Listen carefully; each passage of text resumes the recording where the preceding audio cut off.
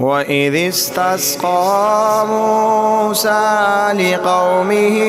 فقلنا اضرب بعصاك الحجر فانفجرت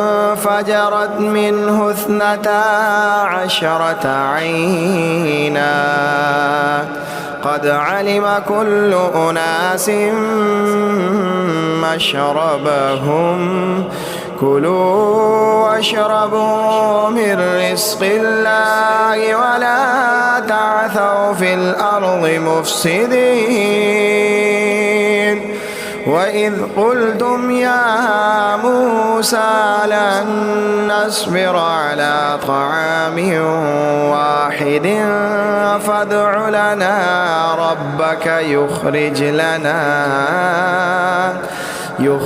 لنا مما تنبت الأرض من بقلها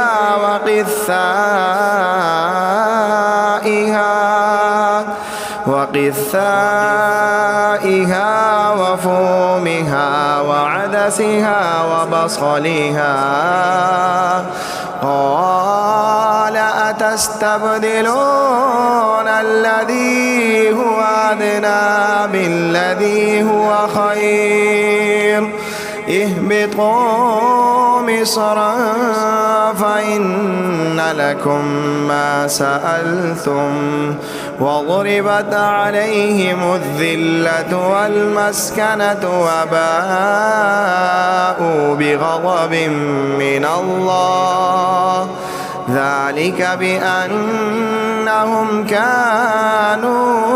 يكفرون بآيات الله ويقتلون النبيين بغير الحق ذلك بما عصوا وكانوا يعتدون